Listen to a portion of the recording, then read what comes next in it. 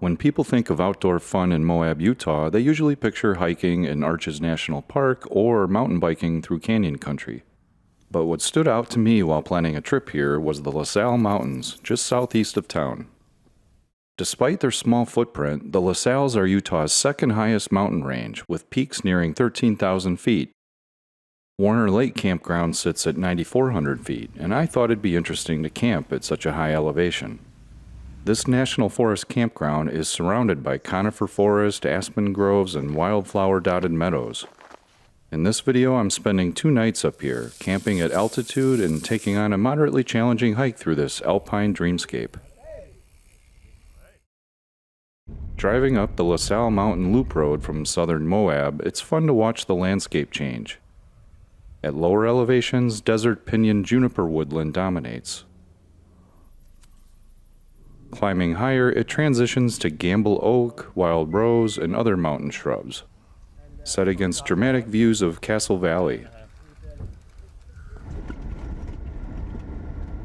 A side road to Warner Lake takes you through quaking aspen groves, their pearl white bark gleaming, and finally into darker forests of Douglas fir, Engelmann spruce, and subalpine fir. Warner Lake Campground has 19 sites, vault toilets, and bear lockers. It says water is seasonally available, but I brought my own just in case. It also claims to accommodate trailers up to 20 feet, but with the steep, narrow road, it's better suited for tents and camper vans. I was lucky to snag the one campsite with a giant spruce growing right on it.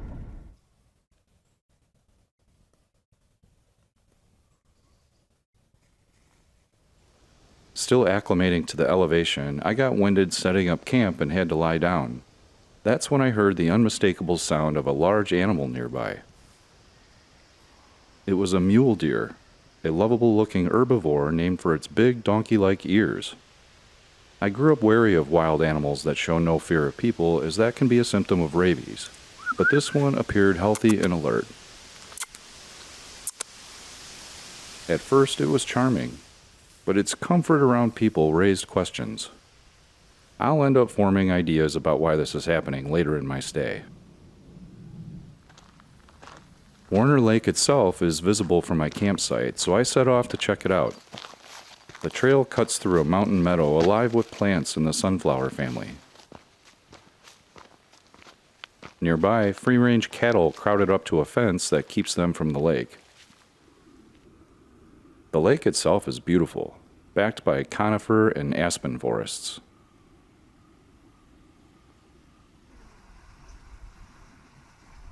Around it grew this lupin, easily recognized by its palmately divided leaves and pea pods. My visit was cut short by a sudden rainstorm, sending me back to the tent. But after it passed, golden hour lit up the hillsides in a warm, glowing hue.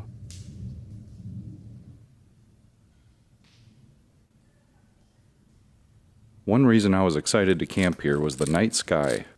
At this elevation, with no nearby light pollution, I hoped for great stargazing. But this first night was cloudy with off and on rain, so I just focused on cooking a quick dinner.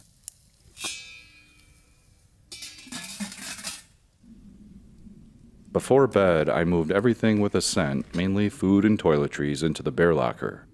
Then I settled in for a chilly night, with temps dipping down to 35 degrees.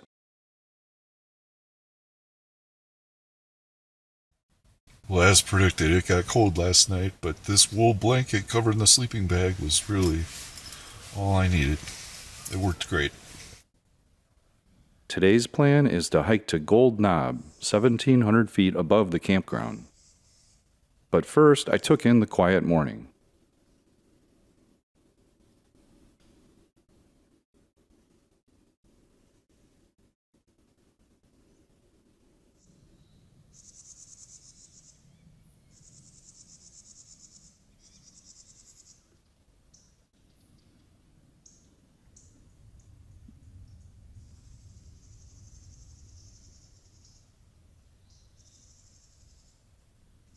I arrived about a week early for the aspens to change color. It was unusual with no breeze and no flutter at all in their leaves. I also took time to ID the tree at my site. I knew it was a spruce because its needles were stiff and sharp. Though Engelmann spruce is most common here, this one was a blue spruce. I could tell by its longer cones, about 7 centimeters, compared to Engelmann's usual 5.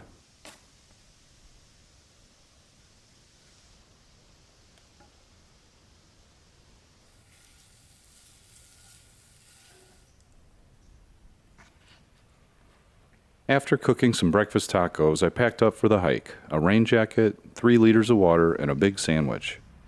I wanted to take my time and really explore the place. The lake and campground are fenced to keep out cattle, but low enough for deer to jump over. That got me thinking, why are mule deer so active in the campground? Cattle mainly eat graminoids, grasses, sedges, and rushes. Mule deer prefer browse and forbs, woody plants and herbaceous ones that aren't grasses. Maybe cattle are overgrazing the grasses and pushing into the deer's food supply? Or maybe they're trampling the food the deer rely on? Or simpler still, maybe the deer just figured out the cattle can't access this area and people here pose no threat. Either way, it made me wonder if the Forest Service should consider scaling back the amount of land open to cattle grazing.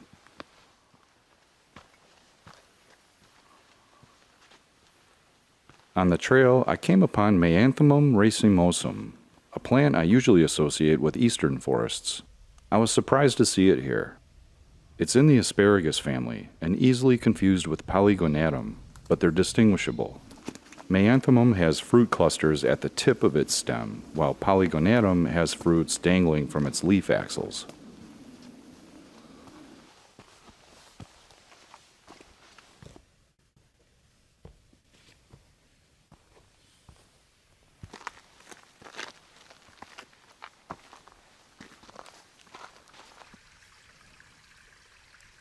Earlier I mentioned spruce trees have stiff, sharp needles.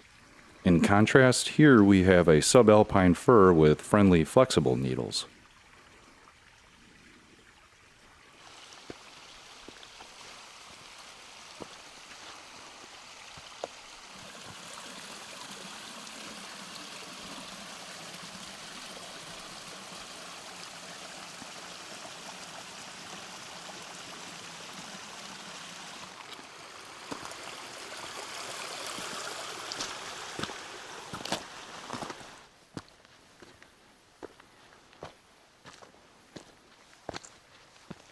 Then came another eastern forest surprise. This massive polypore shelf mushroom scattering brown spores across the ground is the famous artist's bracket.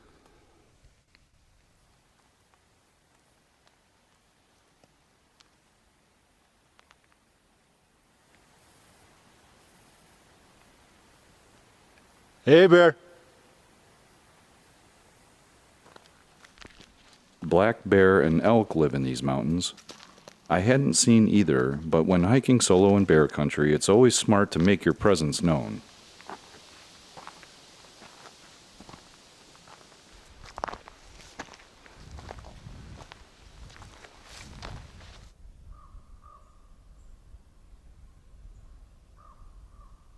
I believe this alpine thistle is the rare Cirsium tucanicavatsicum.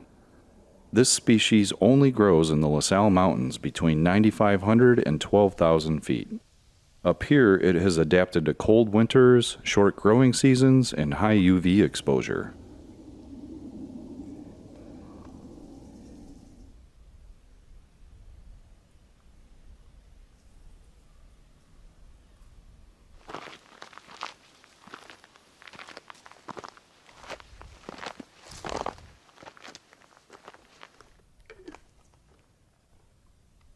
I also spotted Achillea millefolium. This plant is a botanical world traveler. It's found in grasslands, wetlands, mountains, forests, even coastlines. Native to the northern hemisphere, it's now naturalized nearly everywhere but Antarctica, and even shows up on some sub-Antarctic islands.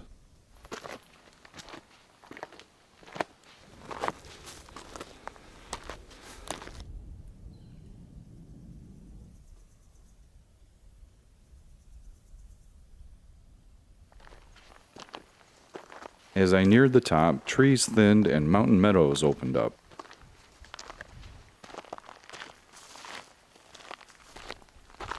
Wild rose, more yarrow, and another member of Asteraceae lined the trail. But I was too excited about reaching the summit to slow down and inspect them. Even from here, the views were incredible. I couldn't wait to see them from the top.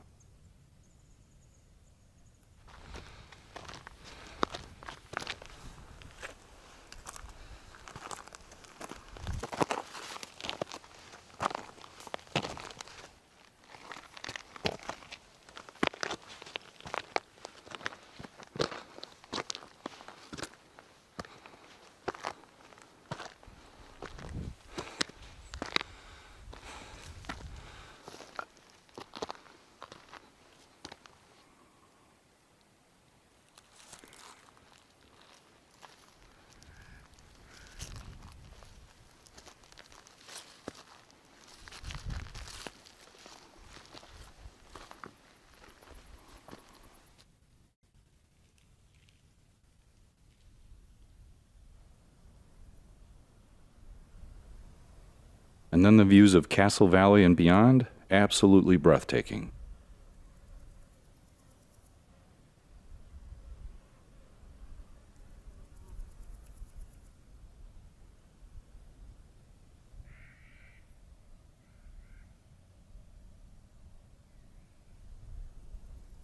The Sal Mountains are geologically fascinating. They formed during mid-tertiary magnetism, part of a group of laccolithic mountains in southeast Utah that rose between 28 and 25 million years ago. A laccolith forms when magma pushes between sedimentary layers, doming them upward. Over time, erosion exposes the solidified magma that now forms the rugged peaks we see.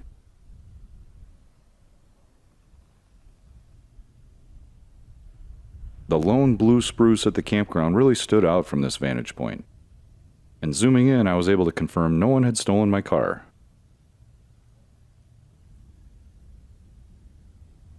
This Ipomopsis species has adapted long, slender floral tubes specialized for pollination by long-tongued hawk moths. Its pale, narrow flowers are most visible at night, promoting nocturnal visits. Time to begin heading back down. It was nice to see the clouds starting to clear out.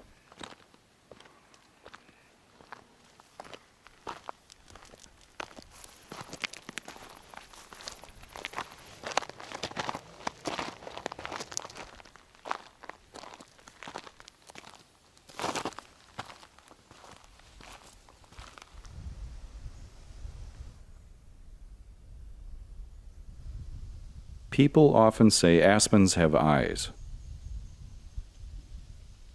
I like to take the metaphor further.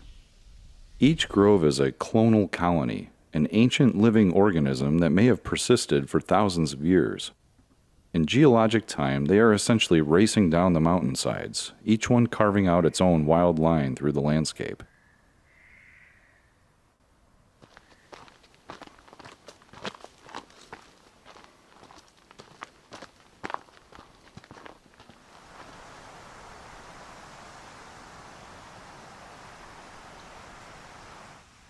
This scree field likely formed by a relatively recent landslide, judging by the lack of vegetation.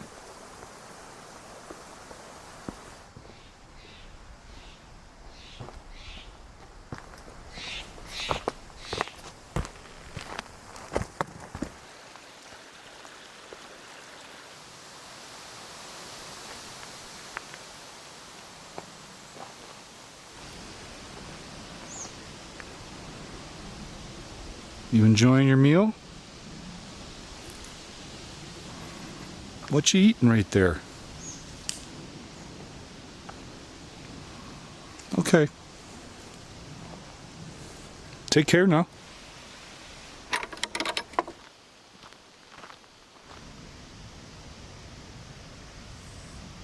Back at camp, I got to relax under the blue spruce's shade. It was peaceful, aside from the cattle bellowing in every direction.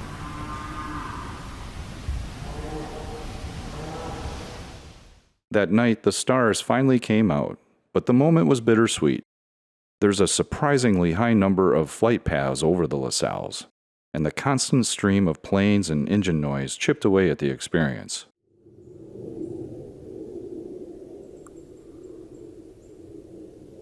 Still, overall, this is a magical place, and I am so glad that I visited.